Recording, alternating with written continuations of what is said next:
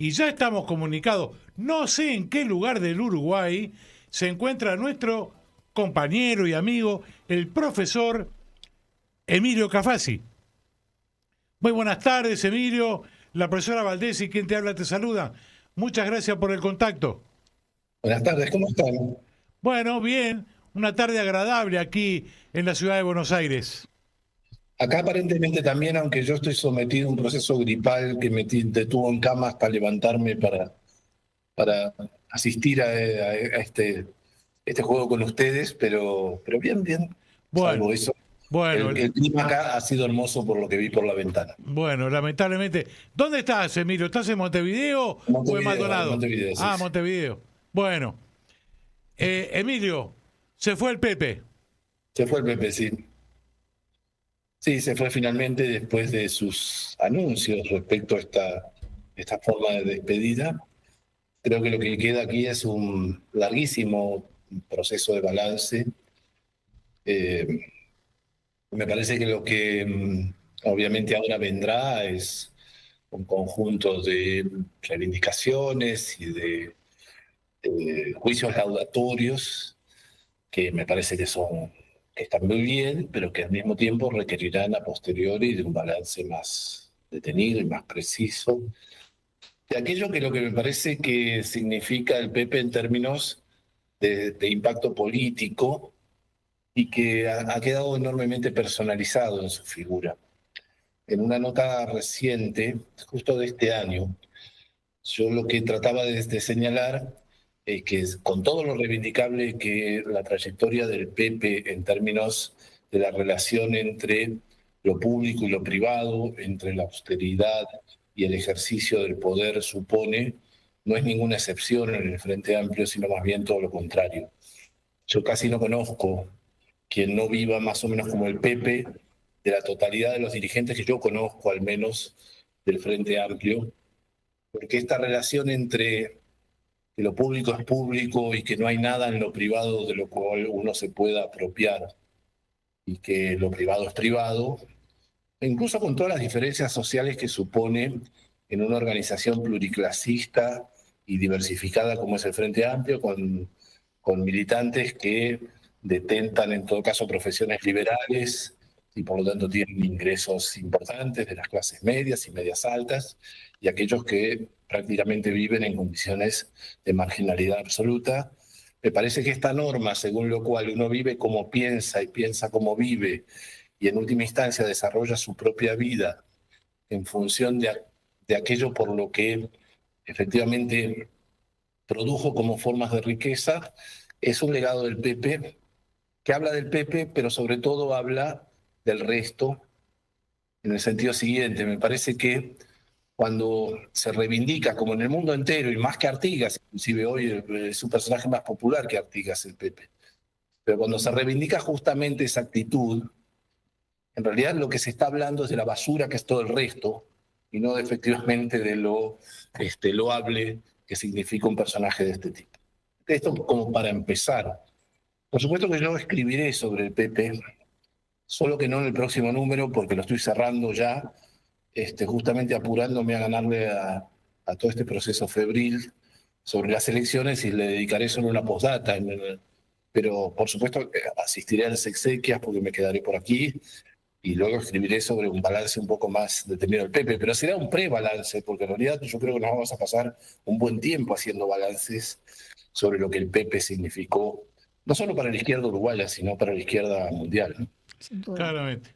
Eh, bueno, pasemos a la otra parte, ¿no? A lo que pasó, a lo que ocurrió el domingo próximo pasado de las elecciones departamentales y municipales en el Uruguay. Y lo que sigue pasando en La Valleja. Bueno, sobre todo. lo que está todavía pendiente es el departamento de La Valleja, que yo quisiera que lo habláramos aparte, que lo dejáramos para el final, para poder desarrollar. Emilio, contanos más o menos cómo la viste. Bueno, yo creo que el final o el primer balance es agridulce, ¿no? Hay una situación, en todo caso, primero de deterioro en general de las expectativas electorales. Hay un crecimiento ostensible del voto en blanco y del voto anulado, ostensible, en todos los departamentos, no ha habido excepción en ninguno, y en todos los lemas y sublemas, lo cual marca de alguna manera una cierta decepción o desencanto en relación a la política, del que creíamos que Uruguay podía estar más o menos exento, justamente, pero que me parece que esta dimensión de politizante y de desencanto con la política, que es la moda mundial y que, digamos, impulsa a las derechas y ultraderechas en el mundo, de alguna manera, por supuesto, con todas las contenciones y los espigones del caso, también en parte está llegando a Uruguay, esa me parece que es una primera conclusión. Por supuesto que el Frente Amplio pudo retener los dos bastiones fundamentales, donde se concentra el 66%, es decir, las 2/3 partes de la población del país, que son Montevideo y Canelones, con cierto caimiento, con cierta caída de su caudal de votos, pero retentivo al fin, confrontando con lo que yo creo que va a ser en el futuro la realidad de rearticulación de procesos de configuraciones, coaliciones y alianzas en Uruguay, es decir, confrontando ya no con el Partido Colorado y el Partido Blanco, sino con la llamada coalición republicana, que es una mezcolanza de toda clase de fenómenos derechistas en términos generales, inclusive los neonazis. Metidos ahí adentro, o los travestismos del estilo de Pablo Mieres con el Partido Independiente. Eso es un éxito y creo que eso debe ser señalado como paso adelante. El trueque entre Salto y Río Negro me parece que es una cuestión menor y de escasa relevancia, que eso puede inclusive revertirse en algún momento o no, veremos, pero después, bueno, como me propusiste dejar La Valleja para el final, dejemos La Valleja para el Claro, final. lo que acaba de decir Emilio Sí, es que dale. en el departamento de Río Negro ganó el Frente Amplio las elecciones, Y en ¿no? Salto Y las también. perdió en Salto, donde era gobierno, Claro, hasta que, bueno, el domingo próximo pasado perdió las elecciones allí el Frente Amplio, a manos de la coalición. claro. Claro, justamente en Salto se dio, solamente hubo 3 departamentos donde la coalición se constituyó legalmente como lema y compitió como tal.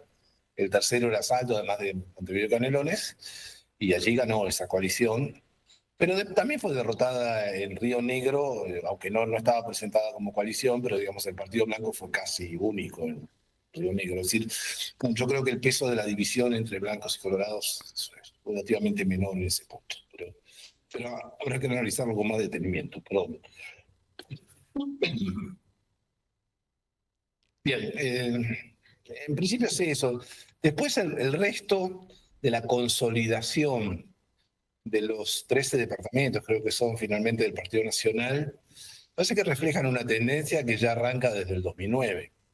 El único momento en el que tuvimos un apogeo realmente pleno y absoluto es en el 2004-2005, 2004 la nacional y 2005 la departamental, donde ganamos 7 departamentos o 9, no me acuerdo exactamente ahora cuándo, que siguió toda una ola de crecimiento.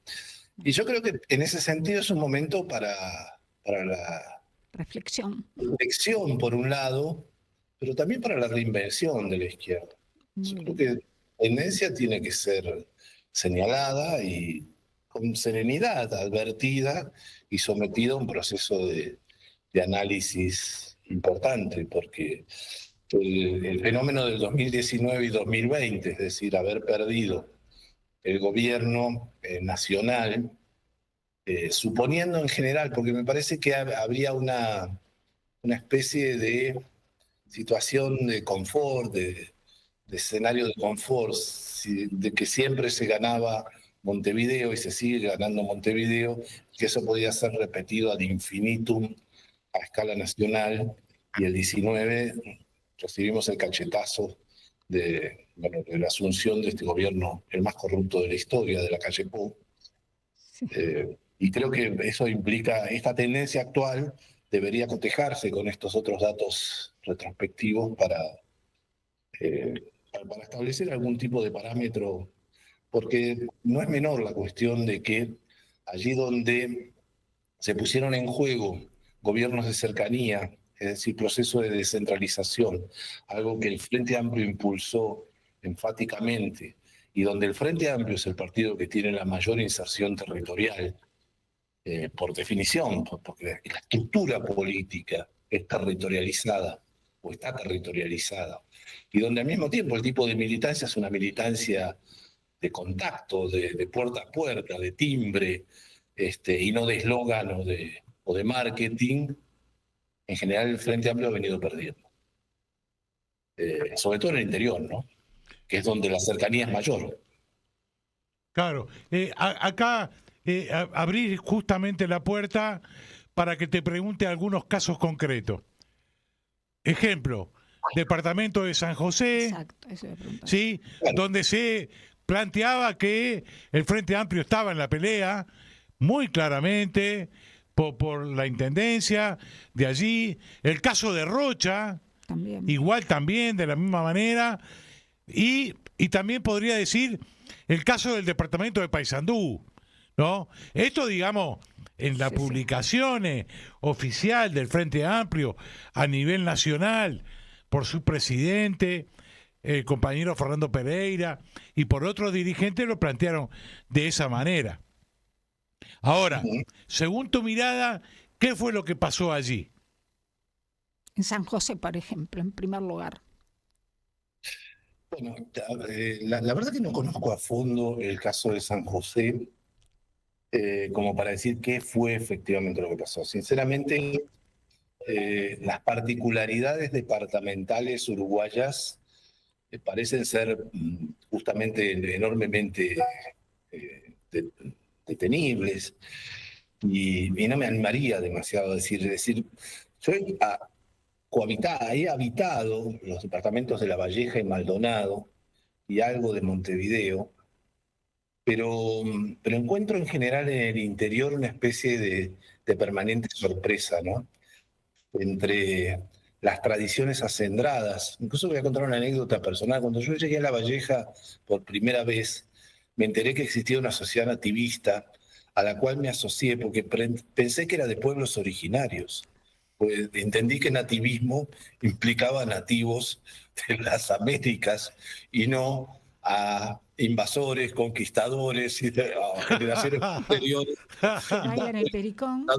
que iban a venir vestidos de gaucho a maltratar animales a rebencazos, como efectivamente sucedió ahí, borrándome inmediatamente de tal sociedad. Pero quiero decir, hay particularidades del nivel, yo espero no ser ofensivo, pero yo diría de atraso y subdesarrollo del Uruguay, que son muy llamativas y que quizás expliquen parte de esto, aunque seguramente no esté dando en el clavo y esté simplemente zafando de tu incómoda pregunta, Manuel, porque no tengo la más puta idea sobre No, esto. simplemente porque vos hiciste una reflexión que me parece que es importante, porque tiene que ver con lo que venimos hablando y fue producto de tu última nota que digo, ha tenido un rebote impresionante, hay mucho mensaje, mucho contenido, que cuando vuelvas a Buenos Aires te lo haré saber, de esto que vos estás planteando, ¿no? ¿Cómo la izquierda se para ante esta realidad? ¿Cómo la reconstruye? ¿Cómo mira esto? Porque sí, de una cosa estoy seguro, porque lo leí, fui a la fuente. Si no me equivoco, el Frente Amplio de Montevideo votó como en el 2010. O sea, habla de una baja importante Considerable, de sí. voto, Sí, sí. ¿no? Ojo, no es que pones una heladera y ganás. Sí. Digamos, hay que ser muy cuidadoso. Y la cuestión de cercanía es tal cual vos lo decís, Emilio, no lo podemos eso discutir. Pero además también esto nos deja como una primera mirada, yo no sé si vos coincidís con esto o no, es que el poder del Partido Nacional lo tiene en el territorio profundo del Uruguay. Totalmente. Ahí claro, tiene sí. el poder, porque vamos a decirlo, el caso Besossi, ¿no? sin duda. Marcé tampoco.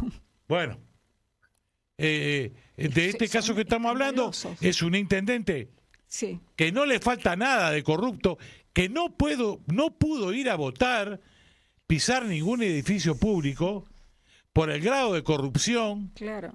de él, y sin embargo se presenta a elecciones y la gente lo vota Es y increíble. gana. Absolutamente. Sí, eso es increíble. Absolutamente. Ese es un fenómeno que está entrando en el Uruguay de a poco. Hay varios fenómenos, yo te diría argentinizadores, que de a poco van entrando al Uruguay. Muchos de ellos son culturales. Yo he llamado esto el proceso de tinelización y borocotización del Uruguay. Pero después hay otro que tiene que ver con la parálisis de la justicia. Es decir, la calle Pou está libre y está ejerciendo un cargo a nivel internacional de, digamos, de un think tank de ultraderecha, cuando sería impensable que un presidente de la República pueda estar libre cuando tenía una boca de expendio de pasaportes falsos en la propia Casa de Gobierno a manos de su principal mano derecha.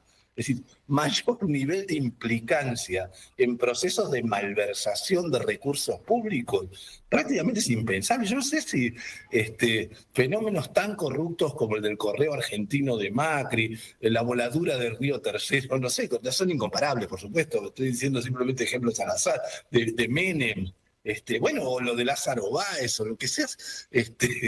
No son comparables a semejante cosa. ¿A quién se le puede ocurrir que en la propia Casa de Gobierno existe un expendio de pasaportes falsos y que el presidente no tenga nada que ver cuando era su mano derecha quien lo ejercía? Y que además ya había estado preso por estafa. Claro. Y sucesivamente, por lo menos 20 casos sonados de corrupción grosera, cuando en general en el Uruguay hubo como cierta distancia frente a los escándalos mediáticos, al resguardo de la honestidad, aún en el sentido más conservador. Es decir, aquellos que hace un momento justamente vos señalabas, Manuel, de ese grupo profundo del Partido Nacional, en algunos casos wilsonistas, si querés, Sí, sí, claro.